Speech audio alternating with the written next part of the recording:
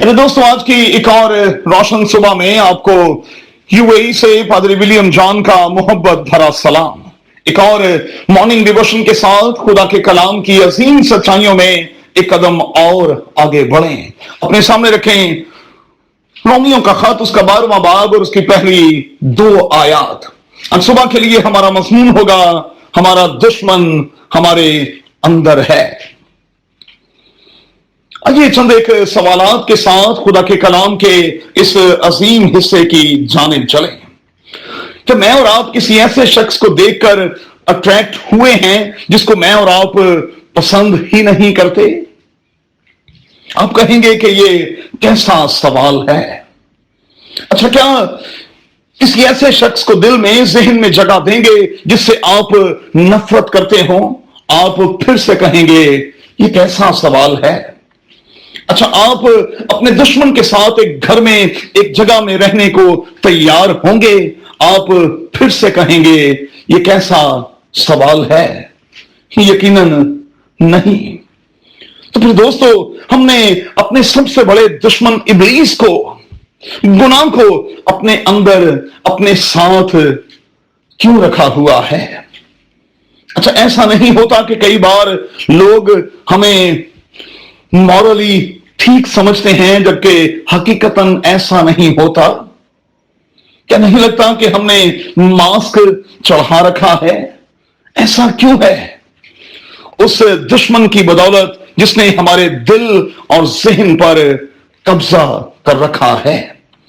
अच्छा, कई बार हम अपने साथी को कह रहे होते हैं कि you are beautiful, you are attractive, but दीगर खवातीन पर नजर भी रखे हुए होते हैं। क्या ऐसा नहीं है? हां, ऐसा ही है। वजह यह है कि इब्लीस ने दिलो दिमाग को अपने कंट्रोल में लिया हुआ है और वो चाहता है कि हम जिस्म के तकाजे पूरे करते रहें, जिस्म की ख्वाहिशों से बाहर ना निकले। सो बड़ा जरूरी है कि ऐसी हालत में दिलो दिमाग की एडजस्टमेंट करें, उसे खुदावंद में रीसेट करते रहें। अच्छा, नफ्सियात की रूह से किसी भी इंसान की कुछ बुनियादी जरूरतें हैं जिनको वो यकीनी तौर पर पूरा करना चाहता है, मगर कई बार हम ये नहीं सीखे होते कि हर शय का एक वक्त है। बस मैं सोचता हूं कि इसी के कारण हम गलती पर गलती करते हैं और कई बार हमें एहसास तक नहीं होता। अच्छा, कई बार हम अपनी ख्वाहिशों के गुलाम होकर रह जाते हैं और किसी की नहीं मानते सुनते। क्यों? इसलिए कि इब्लीस सुनने और कबूल करने की हिस्स को मार चुका होता है। अच्छा, एक और शय भी है जिसे ईगो कहते हैं। मैं हमेशा कहता हूं कि ईगो 2 किस्म की होती है, अच्छी नस्ल की और बुरी नस्ल की। ये अच्छी नस्ल की ईगो जो है, ये चीजों को बैलेंस रखने में हमारी मददगार साबित होती है। हम समझते हैं कि हमारी जरूरत और ख्वाहिश में यकीनी तौर पर फर्क है। अच्छी नस्ल की ईगो रोकती है, बांस रखती है, अंदर से आवाज आती है कि ना, ऐसा ना करो। और जब हम इब्लीस के हाथों में खुद को दे देते हैं तो फिर बैड ईगो के असर के नीचे आ जाते हैं। फिर ना रिश्तों की पहचान रहती है, ना वक्त और हालात की। और मैं दिलेरी के साथ कहूंगा कि इस हालत में इंसान नहीं बल्कि जानवरों की तरह बिहेव करना शुरू कर देता है।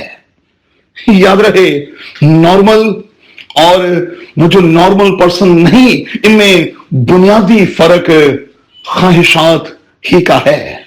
एक वो जो कंट्रोल में है और एक वो जो ख्वाहिशों का गुलाम बना हुआ है। अगर मौका मिले तो रोमियो के खत के 7वें बाब की 21वीं था 25वीं आयत को जरूर देखिएगा। अब हल क्या है? खुद को जिंदा कुर्बानी के तौर पर खुदा के मज़बे पर रख दें, फिर क्या होगा? जो चाहते हैं वो नहीं कर पाएंगे। जो वो कहेगा हम वही करेंगे, और यूं हम खुदावंद यीशु मसीह की मानिंद बनते चले जाएंगे और जिस्म के तकाजों को कभी पूरा नहीं करेंगे। तो आइए एक ऐसी कामिल कुर्बानी के तौर पर, एक ऐसी कुर्बानी के तौर पर जो खुदा को पसंदीदा हो, अपने आप को मजबे पर रख दें और खुदावंद से कहें कि खुदावंद तू मुझे, मेरी जिस्म जान को ले और इसे अपने जलाल के लिए इस्तेमाल कर। और खुदावंद से कहें कि खुदावंद फजल बख्श के मुस्तकबिल में जो मैं चाहता हूं वो ना हो, बल्कि तू जो चाहता हो वही मेरी जिंदगी में पूरा होता रहे। आमीन।